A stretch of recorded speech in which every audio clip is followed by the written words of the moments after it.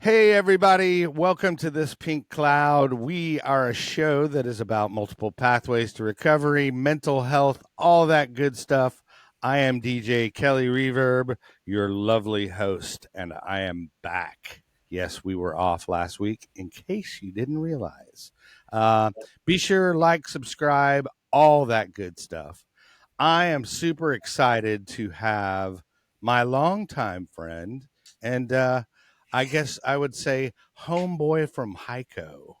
Uh, everybody's favorite bobblehead. Let's give it up for JimBob Sims. How have you been? I've been good, Kelly. I've been Yeah, good. yeah. Yeah. How about you, man? Are you spiritually fit? I am the spiritual giant. I am on the mountaintop, brother. Looking down at all us regular folk, right? Yeah.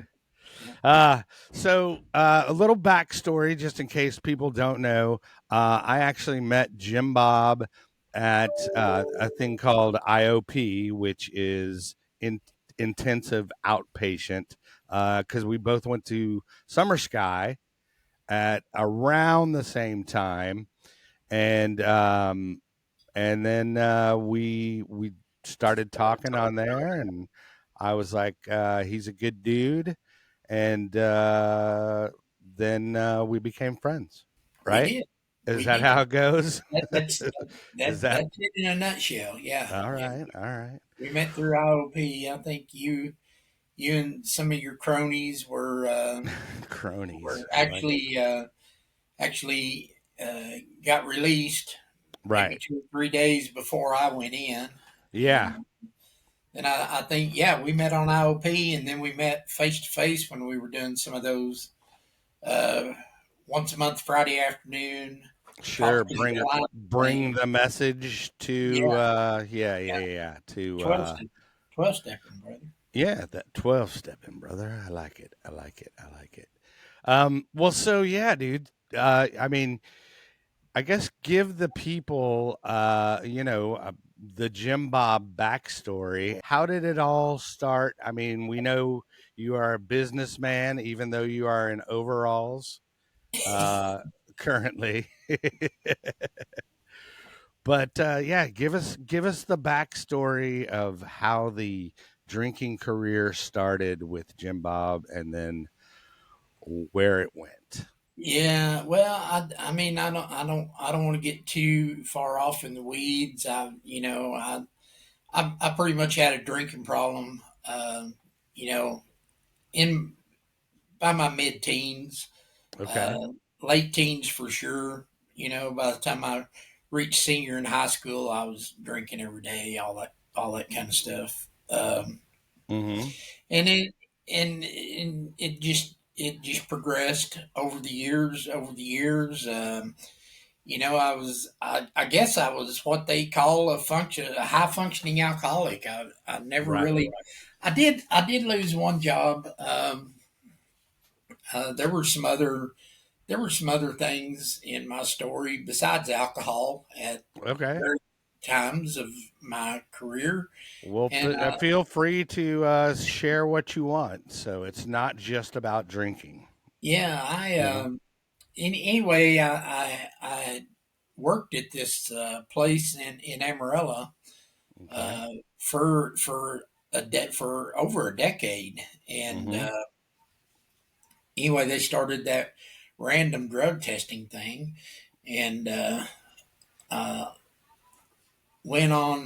They put me on probation, double secret probation, I think it was. Ah. They put me on, and anyway, I failed to live up to my end of the bargain, Mm. and ended up getting dismissed over that. And then And was that just for alcohol or? no, that was actually for cocaine. Oh, nice. See, I didn't know that. I didn't know that part. So Yeah, congratulations. Yeah, I yeah, like yeah. to. I like to call that the drinker's companion, Oh uh, yeah, which cocaine you can because drink we so much more. well exactly because that's why you do cocaine so Right, you can right. drink more so you can do more cocaine so you can Yeah. drink more. I mean, it's The makes perfect sense, right? it was always the case for me. The directions to the dope house were at the bottom of the whiskey bottle. That's when I Right, that's when I wanted the go fast stuff was when the bottle started getting empty and right, needed some help. But sure. anyway, and things just progressed. I eventually I made a lot of geographic moves. Mm-hmm. Um, Trying to outrun my alcoholism, and it never failed. Everywhere I went, I showed up. Mm-hmm. Um, I was able to get away from the illegal drugs. Mm-hmm. Was able to give those up with pretty much ease, but I never even considered quitting drinking. I do remember when I was on probation, they made me go to some NA meetings, Mm-hmm. and I remember I was in an NA meeting on 6th Street in Amarillo, Mm-hmm. and after the meeting, a guy said, "Come on, we're gonna go down here and have some coffee at the Golden Light or whatever." And I said, "No, man, I'm not going to do that."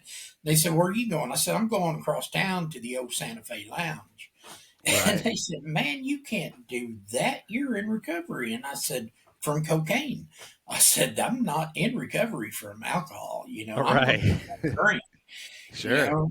Of And course. so anyway, I ended up getting fired from that job because I had alcohol on my breath, which was Mm. against their probationary rules. Well, now, didn't you know to chew gum? Because, That man, never worked for me. oh, dude, I That would never I worked. would buy so many packs of this thing called Dentine Fire because it Oh was like yeah, the most cinnamon gum you could find, and I would buy that and just chew it like. You- I mean, I had the freshest breath in town yeah, just because, just to hide the vodka breath. yeah. Well, You know. I hadn't really graduated to the vodka at that Ah, point. I was still drinking a lot of beer right. and a little whiskey every once in a while. Mm, But anyway, my my drinking just progressed over the years, and it got to where I was drinking first thing of the morning, and sneaking out to my car at work and drinking and sneaking away at lunch, going and having a few drinks, things like that, right. and Yeah. drink myself into two or three corners and would move around the country, take different jobs, and it just never got any better. And Right. I, Well, I mean, I learned to start traveling with the vodka in the water bottle oh yeah, because that oh yeah, was the stealthiest thing about vodka is yeah. that it traveled well. I And it's can, just like, I'm having some water, even though yeah. I'm I'm I'm gonna being look like healthy.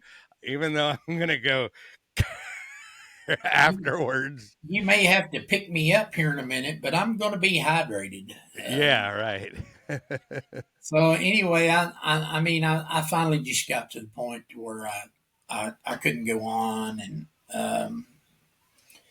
I finally the first time I reached out for help was in 2005, and Okay. I went to a detox center, and I don't know, I was in there 6 or 7 days, Mhm. about it. But I was the only alcoholic in there. The rest of them were like on Meth. me- well, no, Right. they were like on prescription drugs and Oh, stuff like okay.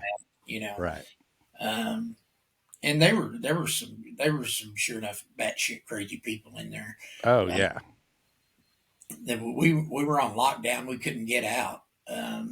Yeah, But we call that co-occurring. when they Yeah. have when they have mental Yeah. and but I think everybody that that does that has substance use disorder probably has some type of mental baggage they need to Oh, deal with, absolutely. period. So Insanity for well, sure. and I mean, for me, it was always my anxiety, Yeah. because I'd have panic attacks. Yeah. So I would mask my panic attack with, you Yeah. know, Yeah. grandpa's cough medicine. Yeah. And and it would always work, Yeah. but always for it was a temporary solution to a permanent problem. Yeah. You know what I mean? Yeah. So Yeah. I never could. Anyway, there, I, there was, there was no kind of 12-step talk or anything in this detox center, mhm. and when they released me,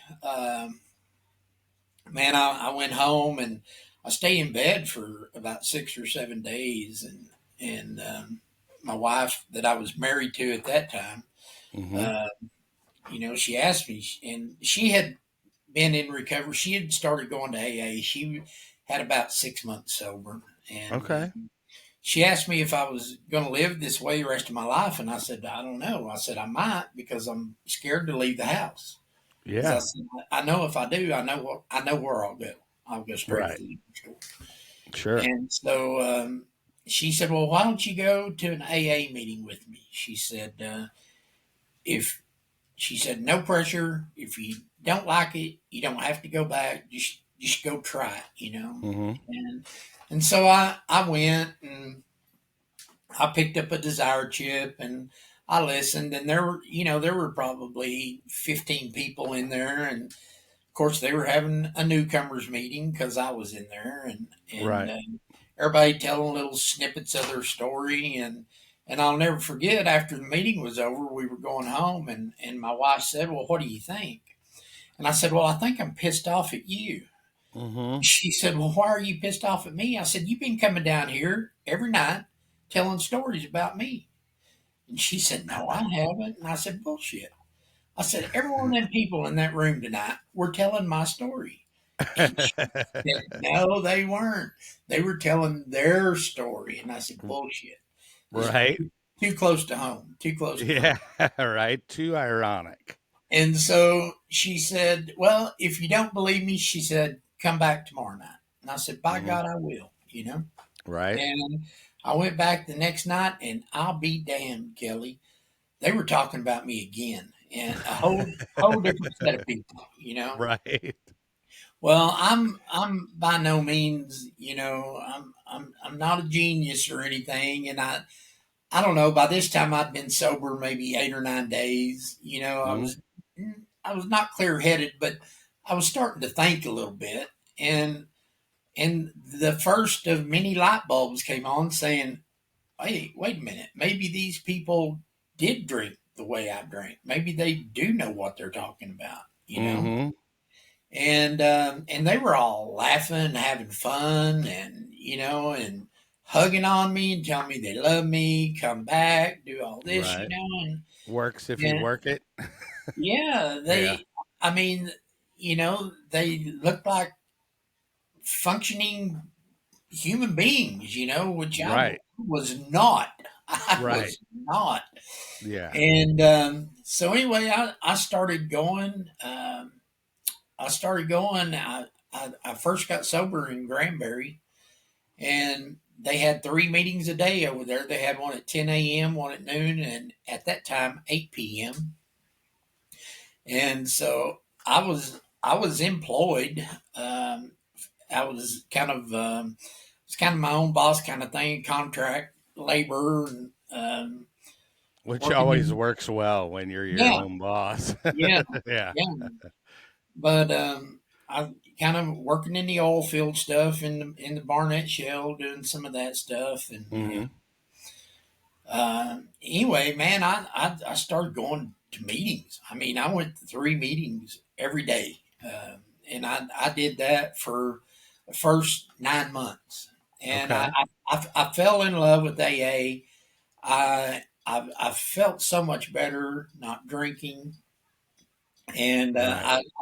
I fell in love with the people. I fell in love with the program, Mm-hmm. and got a sponsor.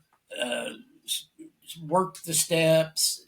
You know, tried to take somebody else's suggestions because the shit I was doing had been doing just was not working. So Right. Whatever you were coming up with, it yeah, wasn't working. Right. it was a piss poor idea. I was Sure. ringmaster of my own shit show. You know? So anyway, I got involved and started very early in my sobriety. Like at like 6 months, I started going with these guys into treatment centers and carrying the message and stuff. And Mm-hmm. you know, some of those things made a lasting impression on me and really changed my life and changed my attitude. And you know, and then at some point along the way, I had that spiritual experience that they talked about. It certainly wasn't sudden and profound, you know. Right. What do they call it? The spiritual awakening? Spiritual awakening, the educational variety is what I had, Right. Okay. and because I struggled, I struggled with the mental obsession for probably about 9 months, and Right. Of just like white knuckling. yeah, Yeah. just like you know, Just just like pure willpower. Yeah. yeah, yeah, and it wasn't fun, you know. Mm-hmm. And an old retired school teacher from California. She was probably in her 70s back then. I think she's still alive over there, but I hadn't seen her in a long time.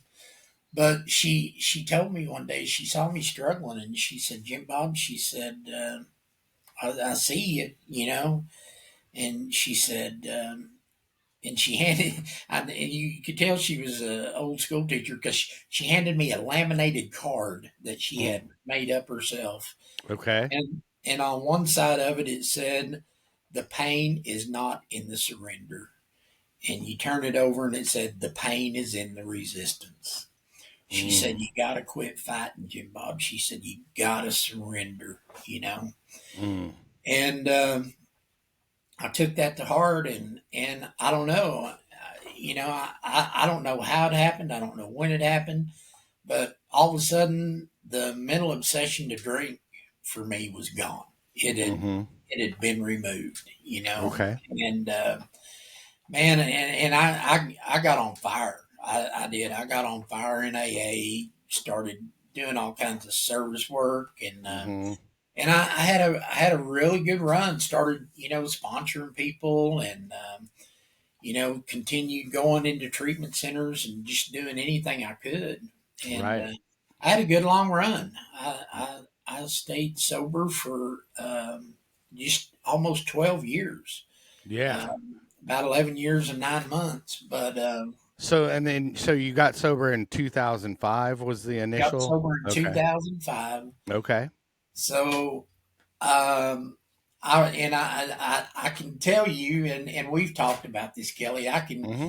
I can point to the moment that my relapse started. Uh, Right. Well, here, and, wait. Let's throw to commercial, and we'll be right okay, back. Are you an old fool who's so cool like us? Funky Gold is a network of skilled and hardworking DFW DJs over 40. We gather to create a mutually supportive environment for all members who are doing big things. Our DJs are leaders in the community who bring special skills and opportunities to share. We strive for professionalism in the music business, and we have hearts of gold. Not to mention we have the coolest swag and the funkiest headquarters. If you're interested in learning more about joining the crew, connect with us on Instagram, YouTube, or Gmail at Funky Gold Network. All right, and that is our sponsor, Funky Gold Network. Love those guys. Be sure look them up on Instagram. Good people, good stuff. We also have some new music out, and here it is.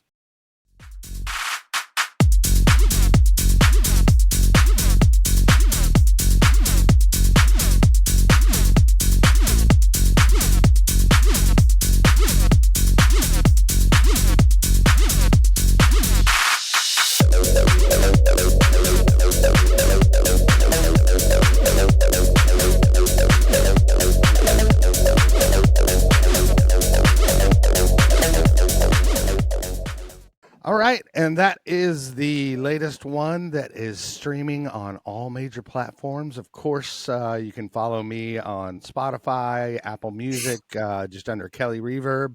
And then while you're there, be sure to follow the podcast. This Pink Cloud, be sure to follow us there, Spotify, wherever you want. And, hey, like and comment because it helps. Right, JimBob? It helps.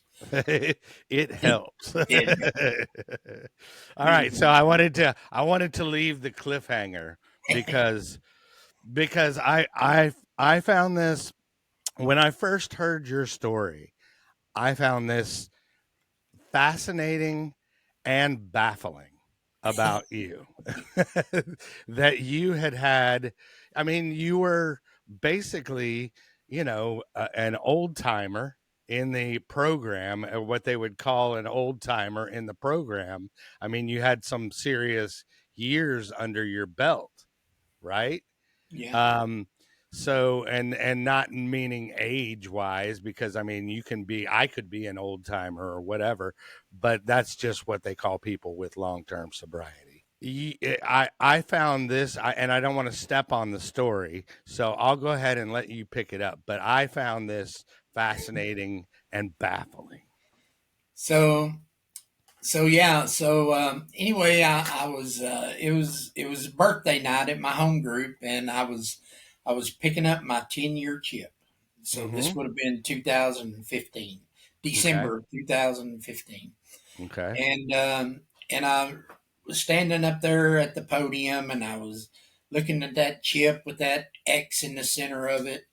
And I didn't say anything out loud, but I was thinking in my head, I was thinking, man, I got this dick. I ain't never gonna drink again. Right. I got this deal. I Right. got this, you know. And so, and my work, my job was going great. I'd recently been promoted to director of my department, and I had people working for me. I was traveling all over the U. I was traveling internationally. I was going around speaking at conferences, industry conferences, and different things. I mean, life was good, not a cloud on the horizon, and Sure. and I got to thinking, God, do I have time? Do I really need to go to 4 or 5 meetings a week? Mm-hmm. Do I need to work with all these newcomers? Why am I calling my sponsor so much? Right. And me and God, we're so close. I don't need to talk to him every day. Right. Right. We I just pick up the hotline and talk to him anytime I want to. Sure. And Kelly, I just gradually started cutting back all these things, Right. all these things that had worked for me for a decade. I just gradually started cutting back on them. And I guess the old behaviors started creeping back in, and, you know, cunning, baffling, powerful. It's what they say, and it happened all so subtly, and then Yeah. all of a sudden, a year and a half later, some things start unraveling at work, and not necessarily at my expense. Yeah, I Right. mean, Like real life stuff starts happening, right, and yeah. right.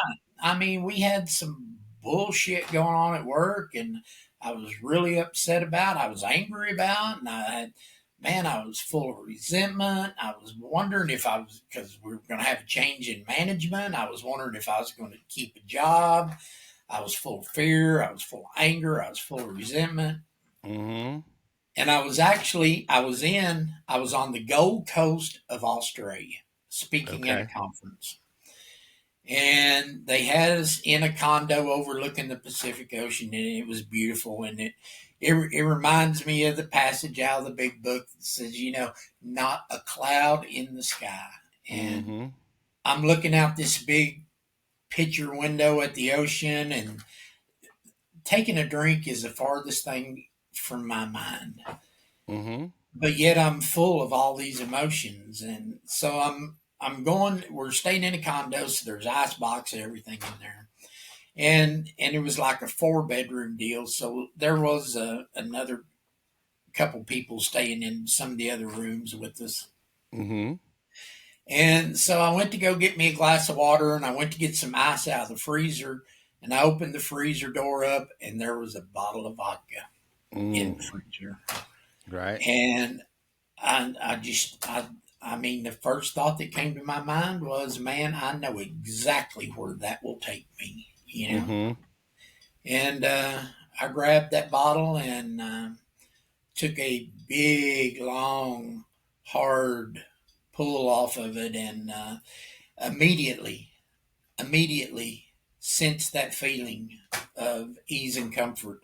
All those anxieties, all those resentments, all those angers, all that fear just began to melt away, you know.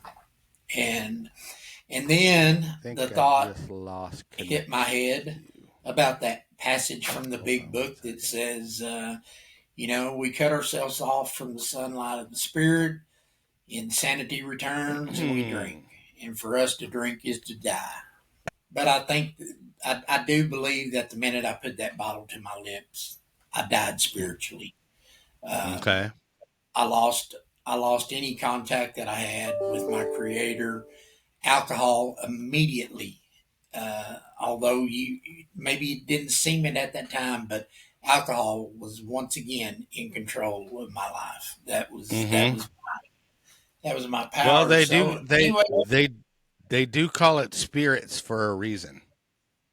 yeah, yeah, You know. Yeah. and so anyway, went out with some friends and stuff that night, and um, I only had a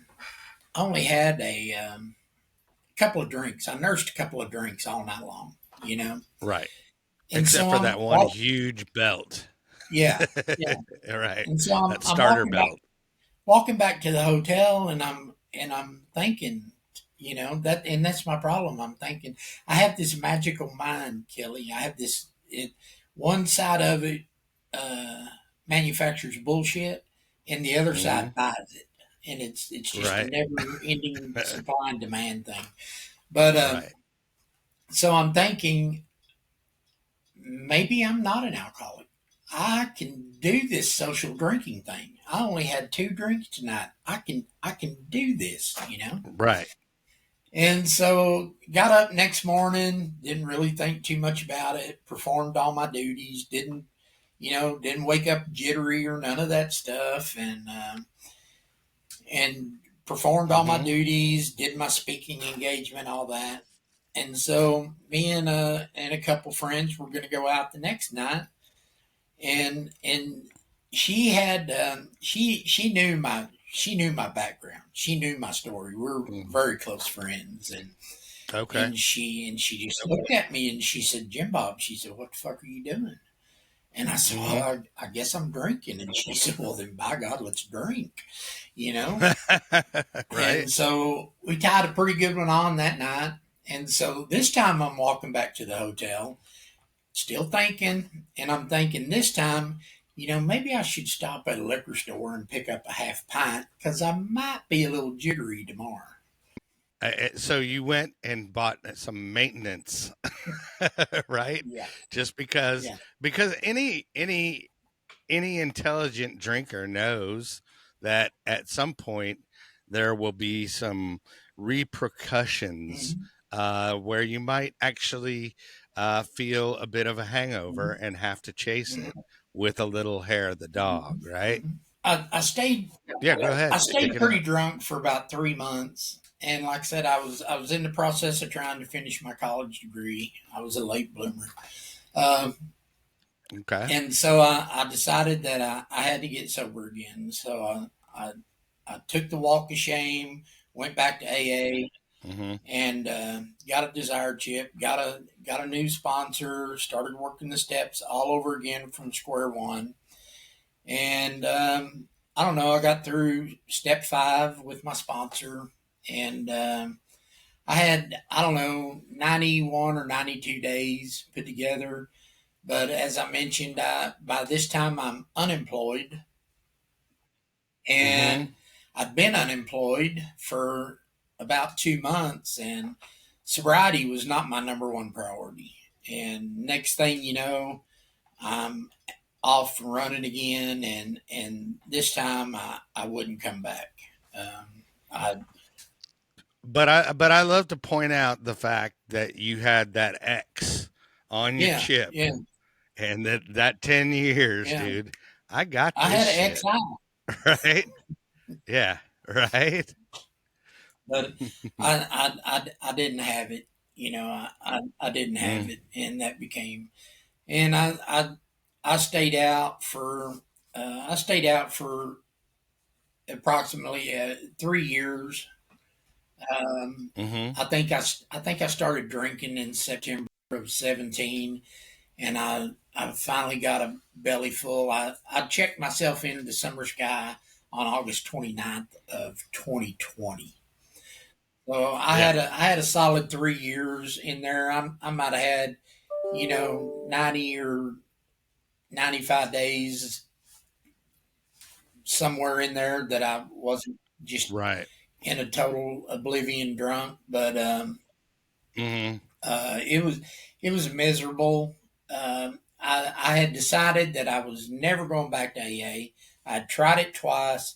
They didn't have anything left for me, and I said I can do this by myself. Right. And Mhm. so, me being the intelligent person that I am, I ordered me not one of those cheap silver desire chips off the internet. No, I ordered like one of those Mhm. 17.95 tri-plate desire chips off the internet. You know, Right.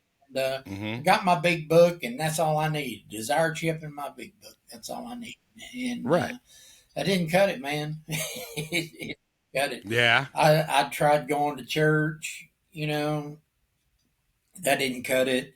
I'd be sitting in the parking lot at the church taking shots of vodka, and then watching my clock to see when it was going to be over with, so I could go get another shot. And Mhm. I think one of the things that made it so miserable, Kelly, is I knew there was a solution, and I knew where it Mhm. was, but my pride and my ego wouldn't let me go back. Uh, Mm.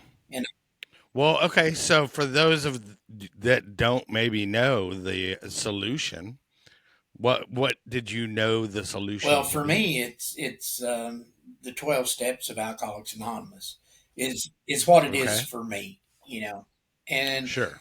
and it's the program of AA as a whole, and that's there for me, Kelly. There's so much to it. There's the steps, there's the 12 Mhm. guiding principles, the 12 spiritual principles that I try to live my life by every day. There's the community, man. The community for me, the fellowship is so important. Right. It's working with others. It's sharing the message and helping some other poor snot slinging drunk, try to make his life better. Mhm. It's Right. all those things combined. They say that triangle is the three-legged tripod. It's unity, service, and Mhm. recovery, and you have to be involved. I have to be involved in all three uh, to make the deal Mhm. work. But as long as I do that, Kelly, I'm pretty much happy, joyous, and free. I mean I kind of live as I'm not rolling in the lap of luxury or anything, but I got a Right. roof over my head. I pay my bills. I'm a productive member of society. I get to play with my grandkids. My wife talks to me. You know, shit that wasn't Right. happening. Shit that wasn't Right. happening before.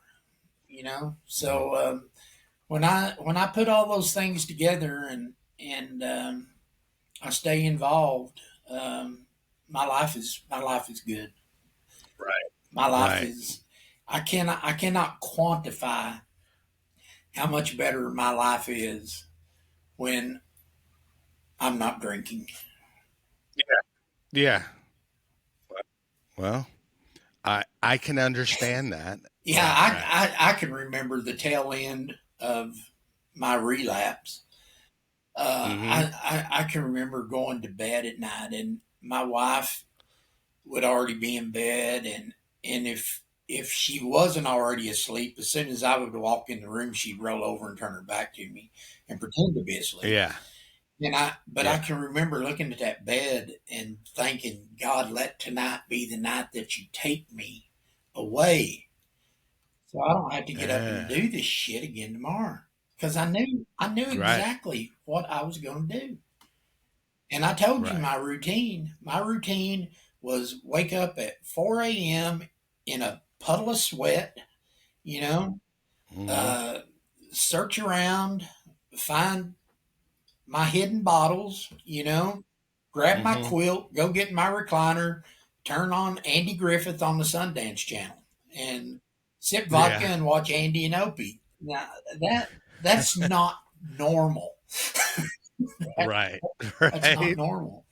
But I do Yeah. want to read this right quick, and Yeah. Sure. it's it says once an alcoholic, always an alcoholic. Commencing to drink after a period of sobriety, we are in a short time as bad as ever. If we are planning to stop drinking, there must be no reservation of any kind, nor any lurking notion that someday we will be immune to alcohol. And that is Right. nothing but the God's truth for me.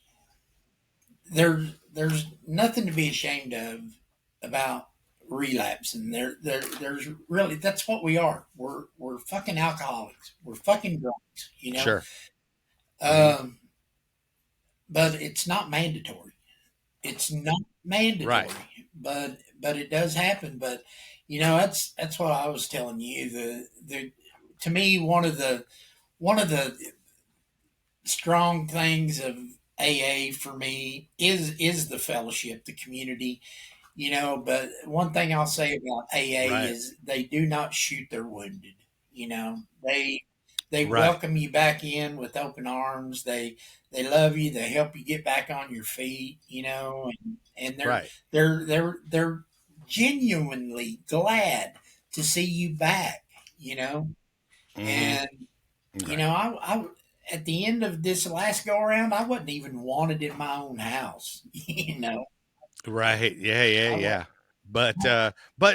Like you said, I think one of the important things about AA and Alcoholics Anonymous is the Yeah, community, because the community's built in. yeah, It's there, and it's like you said earlier, people, like-minded yeah, people. Like it's like they know what you're going through, because your story is their yeah, story. yeah.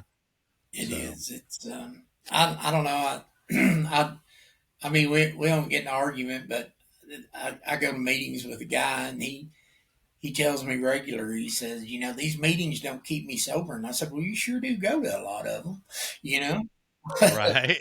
Yeah. And there's so much more to it for me than going to Yeah. meetings. But the meetings, Kelly, the meetings, I feel like give me a fighting chance. They keep me Hmm. involved. They keep me engaged. They remind me of who I am, what I'm capable of, and I don't have a lot of newcomers come to my driveway out here in the middle of nowhere and going, "Hey man, I need some help Right. quitting Right. drinking." I got to put myself out there. I got to put myself out to where those newcomers can find me and make Hmm. myself available to Yeah. them. You know, and Sure. that's not going to happen sitting on your couch at home.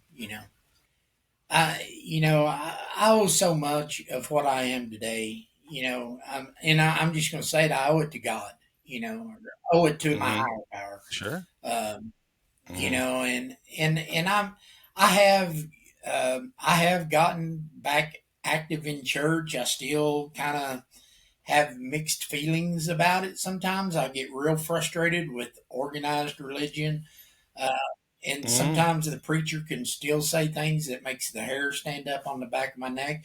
But Hmm. I'm trying. I'm being open minded. I'm being open hearted. Hmm. And the big book also it tells us not to make light of where other people find comfort and things. We everybody's got Sure. something to teach us. And Yeah.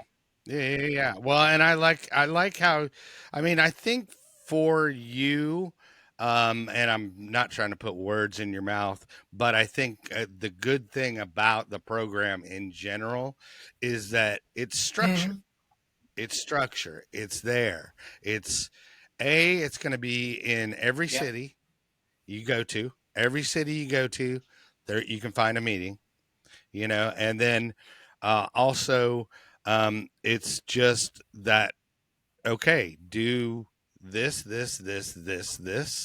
and these are the called the yeah, steps. I mean, it gives you steps. It's a it's a, blueprint to sobriety and to and I say this and I simplify it, but I say, basically surrender, admit you got a problem, surrender that problem to a higher power, your higher power, whatever that higher power might be, and then, you know, deal with your yeah, shit. Don't hang on to your something trauma, else. don't hang on to whatever it is, and then pay it Yeah, forward. And that's yeah, basically it. I mean, that's yeah. it in a It's nutshell. not. I mean, people look at those 12 steps and they freak out. Well, yeah, that and 12 Yeah, traditions and what the and fuck is there's this, dude? nothing Right. there's nothing in those steps that's going to kill you. And did I do them perfect? Shit, no, I didn't do them perfect. Am I a perfect person? Fuck, no, I'm not. I talk like a Right. sailor. My wife tells me Right. I use fuck like a comma. Uh, you know, but It is an but adjective, I noun, and a but verb. there's things that I don't do, and that's go out and intentionally hurt people. And I try to Hmm. be of Yeah. service. And not just in AA, but I try to be of service in my little community here. I try to be of Hmm. service in my church. I just try to Right. be a better human being. And those 12 steps are like a roadmap to a way of life that works. You Yeah.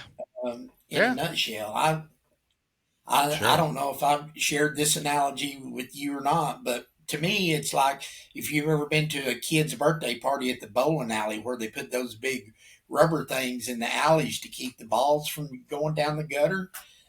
To me, that's Sure. what those Gutter 12 steps guards. are. And I may Right. bounce from Okay. one side to the other 1,000 times before I get to the pins. But if I Right. try my best to live within the boundaries of those, I don't get in the Hmm. gutter. Right. Well, there we There we go. go. I couldn't put it better. But I appreciate you coming on and sharing your story, and then just being a good guy and being a Well, I friend. appreciate you, Kelly. I don't, it says, that, you know, we become friends with people who normally would not mix. Mm? Like Yeah. you and me hit it off from the get go, Oh and yeah. Yeah. we've had a lot of laughs together over the years, and I suspect, Well, that's because we're both yeah, saints. yeah, that's true. I suspect that we'll probably have a lot more. Right. I'm so happy that you are where you're at in your journey now. Well, yeah, but I guess anybody out there listening, if you need help, reach out, because there's no Yeah, shame in it. Because I mean, there's millions of people with substance use disorder, is what we call it now. What we call it now, politically correct. But there's tons of people out there with the problem, and there's no shame in admitting that you have a yeah. problem, because guess what, man? Everybody does. Some of us just hide Yeah. it better. You know We're what I not mean? alone. We're not Yeah. alone. Yep, for sure. Well, I just want to say thanks again for coming Kelly, on, thank you. and appreciate you as a human being. Thank you, buddy. Yeah. I appreciate it. Well, Be sure and subscribe, all that good stuff. And then remember, kids, there is no magic pill for sobriety, because if there was, we would all take too many.